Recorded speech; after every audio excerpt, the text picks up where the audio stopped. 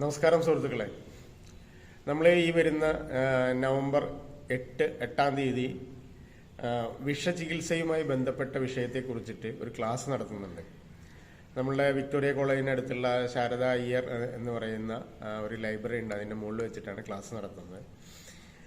ഈ ക്ലാസ് പാമ്പിൻ്റെ വിഷമേറ്റാൽ, തേളിൻ്റെ വിഷമേറ്റാൽ, കരിക്കുന്നിൻ്റെ വിഷമേറ്റാൽ, അതേപോലെ തന്നെ തേനീച്ച, കടന്നൽ, അങ്ങനെയുള്ള ജീവികളുമായി ബന്ധപ്പെട്ടിട്ട് അല്ലെങ്കിൽ അങ്ങനെയുള്ള ജീവികളുമായി അബദ്ധവശാൽ ഏതെങ്കിലും രീതിയിൽ ബന്ധപ്പെടുമ്പോൾ നമുക്ക് ഇതിൻ്റെ കുത്തോ കടിയോ ഏൽക്കാറുണ്ട്.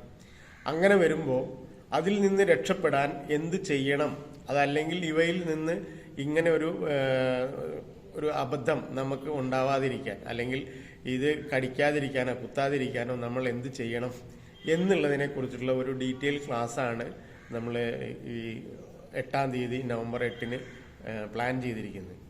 അപ്പം അതുകൊണ്ട് ഉദ്ദേശിക്കുന്നത് മറ്റൊന്നല്ല. പണ്ടൊക്കെ നമ്മുടെ വീടുകളിൽ ധാരാളം ആളുകളും അതേപോലെ പ്രായമായ മുത്തശ്ശൻ മുത്തശ്ശി അല്ലെങ്കിൽ അതേപോലുള്ള അമ്മാവൻ അമ്മായി, അങ്ങനെ കുറേ ആളുകൾ നമ്മുടെ വീടുകളിൽ ഉണ്ടാവും.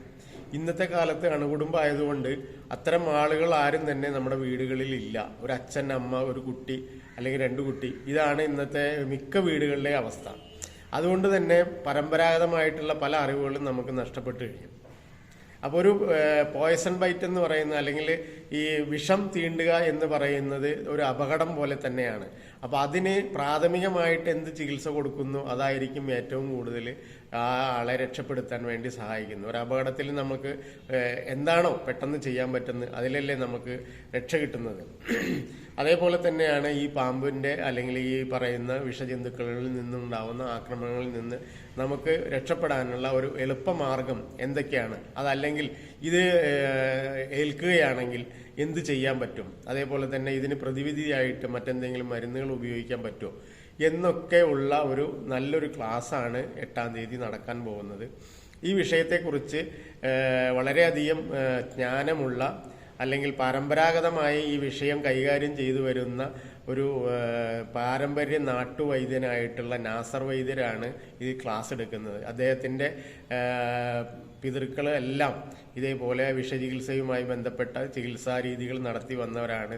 അദ്ദേഹത്തിൻ്റെ വീട്ടിൽ ഞാൻ ഒരു ദിവസം പോയപ്പോൾ അവിടെ ഒരു പെട്ടി നിറയെ താളിയോല ഗ്രന്ഥങ്ങൾ വെച്ചിട്ടാണ്, അല്ലെങ്കിൽ ആ താളിയോല ഗ്രന്ഥങ്ങളിൽ ഇതുമായി ബന്ധപ്പെട്ട വിഷയങ്ങളിൽ ഈ പലതും അവിടെ രേഖപ്പെടുത്തി വെച്ചിട്ടുണ്ട്.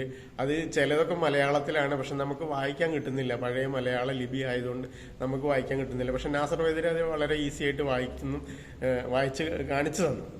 അപ്പോൾ ആ ഒരു അറിവ്, ആ ഒരു നാട്ടറിവ്, അല്ലെങ്കിൽ ആ ഒരു പാരമ്പര്യ വൈദ്യത്തിൻ്റെ കുറച്ച് അറിവുകൾ നമുക്ക് കിട്ടുകയാണെങ്കിൽ തീർച്ചയായിട്ടും ഇന്നത്തെ തലമുറയ്ക്ക് അത് വളരെയധികം ഉപകാരപ്പെടും എന്നുള്ളതാണ്. കാരണം എന്താണെന്ന് വെച്ച് കഴിഞ്ഞാൽ വളരെ ചെറിയ അണുകുടുംബം പോലുള്ള കുടുംബങ്ങളാണ് ഇന്നുള്ളത്. ആകെ 2-4 പേരാണ് ഒരു വീട്ടിലുണ്ടാവുക. അതിൽ ആർക്കെങ്കിലും ഒരു അപകടം സംഭവിച്ചു കഴിഞ്ഞാൽ ഈ പറയുന്ന എല്ലാവരും കൂടിയിട്ട് ഇതിൻ്റെ പിന്നാലെ പോകേണ്ട ഒരു അവസ്ഥയാണ്. അപ്പോൾ ആ ഒരു കുടുംബം വളരെയധികം കഷ്ടപ്പെടുന്ന ഒരു അവസ്ഥയാണ്. വളരെ സിമ്പിളായിട്ട് നമുക്ക് ഒരു തേനീച്ചയോ അല്ലെങ്കിൽ കടന്നലോ കുത്തിയോ എന്ത് ചെയ്യണമെന്നറിയില്ല, നേരെ നമ്മൾ ആശുപത്രിയിലേക്ക് പോവുകയാണ് ചെയ്യുക. ആശുപത്രിയിൽ പോയി കഴിഞ്ഞിട്ടുണ്ടെങ്കിൽ അവിടെ ഇപ്പോഴത്തെ എല്ലാവർക്കും അറിയാമല്ലോ എന്താണ് ആശുപത്രിയിൽ നടക്കുന്ന കാര്യങ്ങൾ. ഞാൻ പറയാതെ തന്നെ നിങ്ങൾക്ക് എല്ലാവർക്കും അറിയാം. നിവൃത്തി ഉണ്ടെങ്കിൽ ആശുപത്രി പോവില്ല എന്നുള്ള ഒരു സിറ്റുവേഷനിലേക്ക് ഇന്നത്തെ അവസ്ഥ കൊണ്ടെത്തിച്ചിട്ടുണ്ട്. അപ്പോൾ അത് കാരണം കൊണ്ട് അതിനെക്കുറിച്ച് ഞാൻ വിശദമായിട്ടുള്ള വിവരങ്ങളിലേക്കൊന്നും കടക്കുന്നില്ല.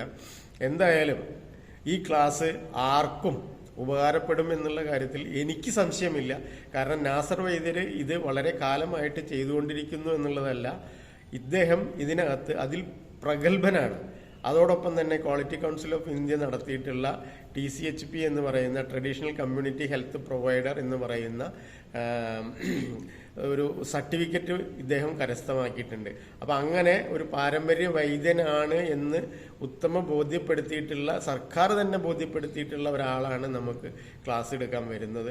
അപ്പം അതുകൊണ്ട് നിങ്ങൾക്ക് ഇതുമായി ബന്ധപ്പെട്ട വിഷയത്തിൽ ആർക്കെങ്കിലും എന്നല്ല, ഞാൻ പറയുകയാണെന്നുണ്ടെങ്കിൽ എല്ലാ വീട്ടിൽ നിന്നും ഒരാളെങ്കിലും ഇതിൽ പങ്കെടുത്തു കഴിഞ്ഞാൽ ആ വീടിന് ഒരു ഗുണം ഉണ്ടാവും എന്നുള്ള കാര്യത്തിൽ ഒരു സംശയം വേണ്ട. കാരണം ഈ ഇത്തരം അപകടങ്ങൾ ഉണ്ടായിക്കഴിഞ്ഞാൽ നമ്മൾ എന്ത് ചെയ്യണമെന്നറിയാതെ മിഴിച്ചു നിൽക്കുന്ന ഒരവസ്ഥയാണ് ഉണ്ടാവുക. അപ്പോൾ ഏറ്റവും ആദ്യം ഇങ്ങനെ ഒരു സംഭവം ഉണ്ടായാൽ ആദ്യം വേണ്ടത് ഈ ആർക്കാണോ ഇത് ഉണ്ടായിരിക്കുന്നത് അയാളെ ഏറ്റവും ശാന്തമായ രീതിയിലേക്ക് എത്തിക്കുകയും അതിനുശേഷം അയാൾക്ക് വേണ്ട പ്രതിവിധികൾ എന്താണെന്ന് വെച്ചാൽ ചെയ്തു കൊടുക്കുകയും വേണ്ട.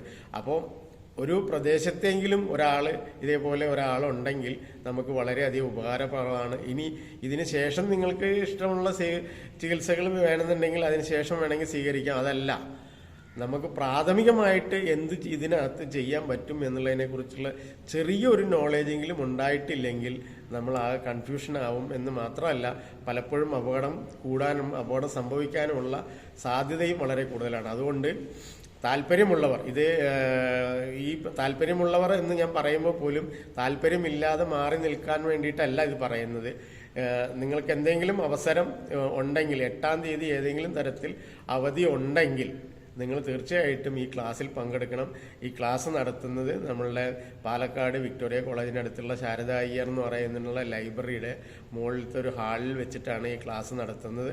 അന്ന് നിങ്ങൾക്ക് അവിടെ ഈ ക്ലാസ്സിനോടൊപ്പം തന്നെ ഉച്ചയ്ക്ക് ഒരു ലഞ്ചും തരാനുള്ള ഏർപ്പാടാക്കിയിട്ടുണ്ട്. എല്ലാറ്റിനും കൂടിയിട്ട് ആകെ ചെലവ് വരുന്നത് 1000 രൂപയാണ് ഒരാൾക്ക്. അതിൽ തന്നെ 10 വയസ്സിന് താഴെയുള്ള കുട്ടികൾ ആരെങ്കിലും ഈ ക്ലാസ്സിൽ പങ്കെടുക്കുകയാണെന്നുണ്ടെങ്കിൽ അവർക്ക് ഫീസ് അടയ്ക്കേണ്ട കാര്യമൊന്നുമില്ല. അവർക്ക് അച്ഛൻ്റെ അമ്മയുടെ അല്ലെങ്കിൽ ആരെങ്കിലും കൂടെ വരികയാണെന്നുണ്ടെങ്കിൽ വന്നോട്ടെ, ക്ലാസ് കേട്ടോട്ടെ, അവരും ഈ കാര്യങ്ങൾ മനസ്സിലാക്കിക്കോട്ടെ. അത് എത്രയും നല്ലതാണ് എന്നുള്ളതാണ് എനിക്ക് പറയാനുള്ളത്. അപ്പോൾ പങ്കെടുക്കാൻ താല്പര്യമുള്ളവർ ഞാൻ എൻ്റെ നമ്പർ പറയാം, ആ നമ്പറിലേക്ക് കോണ്ടാക്ട് ചെയ്യുക. ഞാൻ അവർക്ക് എന്തൊക്കെ ഇൻസ്ട്രക്ഷൻസ് വേണമെന്നുള്ളത് ഞാൻ പറഞ്ഞു കഴിഞ്ഞു. എന്നാലും എന്തെങ്കിലും നിങ്ങൾക്ക് സംശയങ്ങളുണ്ടെങ്കിൽ അത് പറഞ്ഞു തരാൻ ഒരു ബുദ്ധിമുട്ടുമില്ല. എൻ്റെ നമ്പർ 9474783601 9447836015. വേണമെങ്കിൽ ഒരു കൂടി പറയാം, 9447836015. അപ്പോൾ ഈ നമ്പറിലേക്ക് നിങ്ങൾ വിളിച്ചാൽ മതി. നിങ്ങളുടെ സംശയങ്ങൾ എന്തെങ്കിലും ഉണ്ടെങ്കിൽ അത് പറഞ്ഞു തരാൻ എനിക്കൊരു ബുദ്ധിമുട്ടുമില്ല, എന്നെ വിളിച്ചാൽ മതി. അപ്പോൾ വരുന്നവർ ഏറ്റവും അടുത്ത നിമിഷം തന്നെ ഞാനുമായിട്ട് കോണ്ടാക്ട് ചെയ്യുക. എൻ്റെ ഡീറ്റെയിൽസ് ഞാൻ എന്തെങ്കിലും നിങ്ങൾക്ക് ആവശ്യമുണ്ടെങ്കിൽ ഡീറ്റെയിൽസ് പറഞ്ഞു തരാം. പിന്നെ എപ്പോൾ വരണം, എങ്ങനെ വരണം എന്നുള്ളതിനെക്കുറിച്ചൊക്കെ ഞാൻ നിങ്ങളോട് പറയുന്നതായിരിക്കും. Okay, thank you.